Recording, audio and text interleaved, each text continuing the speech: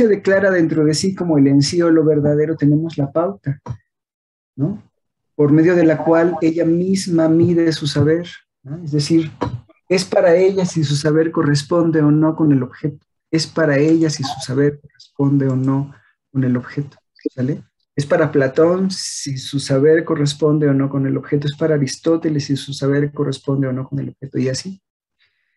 Y no, a veces me han preguntado, muchos alumnos me han preguntado, cuando llega esa parte, ¿no? Cuando llegamos a esa parte y vamos leyendo ahí en el salón, bueno, esta es la primera vez que doy el curso de Hegel a distancia, pero cuando vamos leyendo así en el salón, generalmente alguien me pregunta, pero ¿cómo decide eso la conciencia? Es decir, parece como si fuera una decisión arbitraria. Ujú. Y la respuesta que siempre digo, que siempre doy, y que pues creo que Hegel está pensando, es que no hay arbitrariedad en ello.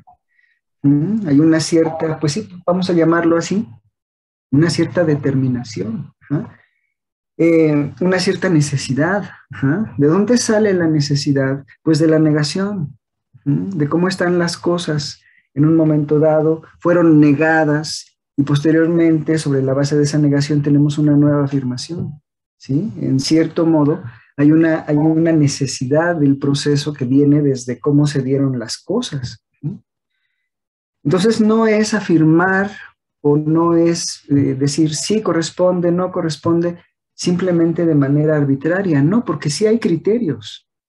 Cuando Kant dice no podemos conocer la cosa en sí, por más que para sí misma sea real, no podemos conocer la otra cara del fenómeno, solo el fenómeno, pues lo está diciendo no de forma arbitraria, no lo está diciendo de una forma arbitraria o dogmática, lo está diciendo con, digamos, todo el rigor posible, la lógica, la epistemología, la ontología misma se lo indican. No podemos conocer la cosa en sí porque lo condicionado es el conocimiento y lo incondicionado pues no se puede conocer por definición. Si el conocimiento es determinación, no se puede conocer lo incondicionado, así de sencillo. Y ahí donde creemos hallar lo indeterminado, lo incondicionado, la cosa en sí, pues lo que tenemos es fenómeno, más fenómeno. Entonces, desde un punto de vista estrictamente lógico, incluso epistemológico, pues no podemos conocer la cosa en sí. Kant, Kant es ese punto en donde Hegel dice, como vimos en la clase pasada, parece que la conciencia no puede voltear detrás del fenómeno y ver la cosa misma, no una apariencia, sino la cosa misma. Yo pregunté la clase pasada, ¿en quién está pensando Hegel? Y me dijeron, pues en Kant, claro, sí. Es ese momento en el que parece que es imposible ir más allá del fenómeno. Uh-huh. Sin embargo, Kant, como vimos, perdón, sin embargo, Hegel, como vimos inmediatamente en las líneas que siguieron en ese párrafo, dice, parece que no puede hacer eso, pero está en su decisión. Todo el tiempo es su decisión. Si su saber corresponde o no con el objeto, si su saber corresponde con la cosa misma. ¿Sale? Es una decisión para ella. Es una decisión para ella. Están haciendo y se hicieron la clase pasada es, ¿en realidad sí alcanza el conocimiento de la cosa en sí? ¿En realidad la conciencia sí alcanza a conocer la cosa en sí? La respuesta es sí y no. La respuesta es sí y no. ¿Por qué sí? Porque los criterios le dicen sí, a veces sí llegas a la cosa en sí, a la realidad misma. ¿Y por qué no? Bueno, pues porque al mismo tiempo eso a lo que llega pues es fenómeno.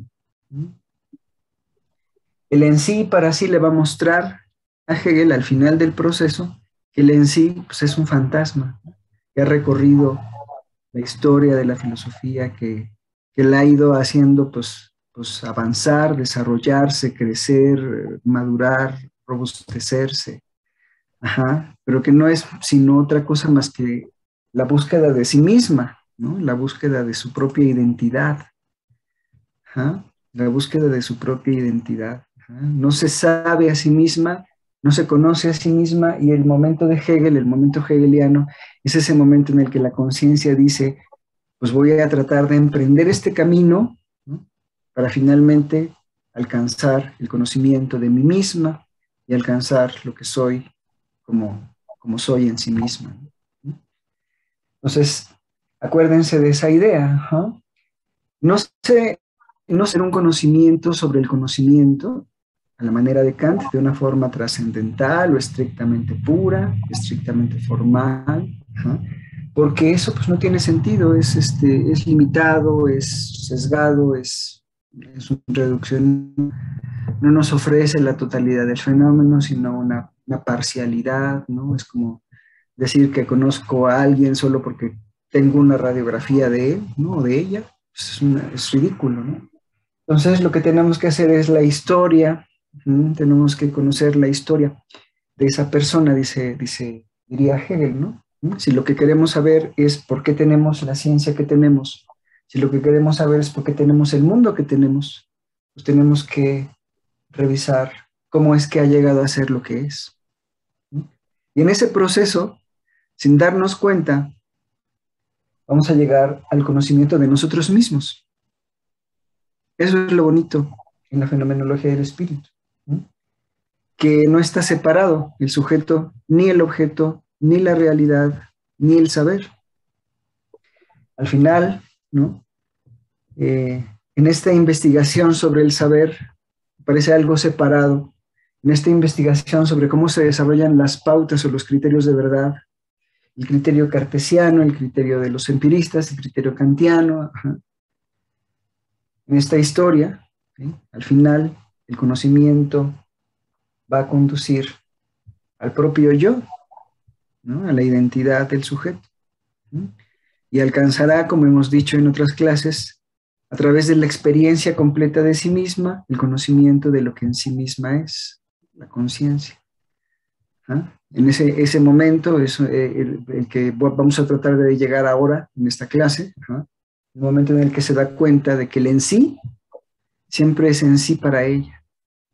Pero no lo puede evitar, ¿no? Es un movimiento, una distinción ontológica, no nada más lógica como en Hegel, perdón, como en Kant, o epistemológica, es ontológica. En Hegel esa distinción en sí para sí es ontológica, no lo puede evitar. ¿Ah? Ese en sí para sí se alcanza solo hasta el final del proceso. Me parece que en la clase pasada Tomás preguntaba, ¿no? En cada uno de los momentos cuando la conciencia afirma el en sí, ¿sabe que es para sí? La respuesta es no. No, no, no. Lo toma otra vez como la objetividad pura, ¿no? Absoluta. ¿No? A ver, si algunos de ustedes tienen algún conocimiento sobre Wittgenstein y sobre lo que pasó después, ¿no? Con el positivismo lógico, la filosofía analítica, ¿no? El positivismo lógico retoma a Wittgenstein en la idea de que el sentido o el significado de los conceptos está en los hechos atómicos, ¿no? En los hechos, pues, independientes. Entonces, el positivismo lógico, igual el empirismo lógico, plantea eso como la base de la ciencia, los hechos atómicos, como la base de la ciencia y del edificio del conocimiento. La pregunta es, estos autores, Wittgenstein y el positivismo lógico, ¿están pensando que esa objetividad es solo para ellos? ¿Que es solamente para sí? ¿No? No, la afirman como en sí, pero como un en sí separado, como un en sí neutro, como un en sí bruto. A lo mejor algunos de ustedes si ya están recursando y ya tomaron la clase de filosofía de la ciencia, pues como que entenderán a qué me estoy refiriendo, ¿no? Están pensando que los hechos atómicos son la base neutra, firme del conocimiento. Y no es para sí, es decir, no está determinada por el saber, sino que es neutra, es independiente. Justamente una crítica que se va a venir sobre ellos es que pues, los hechos atómicos no existen, o sea, los hechos neutros, las observaciones neutras no existen. Toda observación está cargada de teoría, ¿no? En otras palabras, todo en sí es para sí, ¿no? Todo en sí es para sí. Toda observación de un hecho atómico presumiblemente atómico, ¿no? Independiente, neutral, es en realidad hecha desde un marco, ¿no? Entonces, bueno, el positivismo lógico y el empirismo lógico tuvieron que afinar, tuvieron que finalmente, pues, sufrir una gran crisis, una horrible crisis, y apareció el historicismo de Kuhn, ¿vale? La posición historicista en filosofía de la ciencia. Bueno, pues esa es la cuestión, que la conciencia olvida, que eso que tiene ante sí como el en sí, es en realidad en sí y para sí. Es la decisión de la conciencia plantear esa base como algo independiente, y se ve como algo neutro, pero es una decisión desde la conciencia. Entonces la conciencia plantea lo dependiente y lo independiente, lo determinado y lo indeterminado, lo condicionado y lo incondicionado. ¿Mm? Está en la conciencia.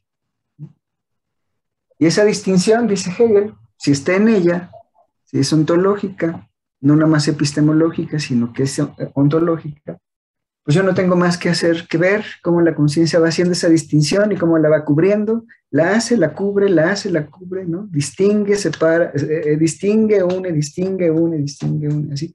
Y así vamos viendo cómo se va conformando la historia del saber.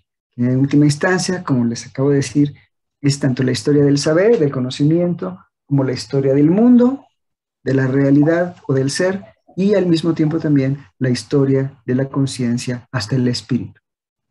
El espíritu se alcanza, según Hegel, pues cuando llega ese momento, ¿no? En el que,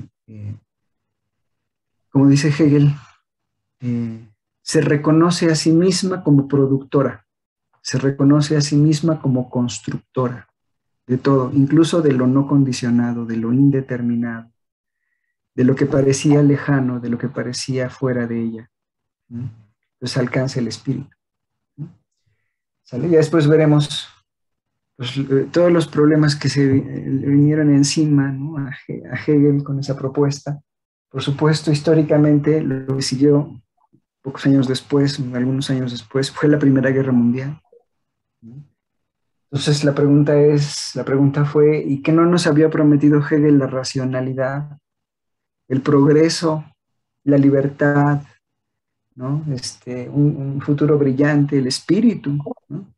¿Y cómo es posible que tengamos esto en este momento? Una guerra que involucra tantos países, tantos muertos. ¿Sí? En fin, bueno. Pues entonces vamos a continuar, a menos que alguien tenga alguna duda. Esto sería el repaso. ¿No? ¿Nadie?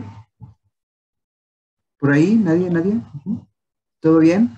Ok. ¿Alguien tiene su micrófono abierto? Me parece que Mariana Galván.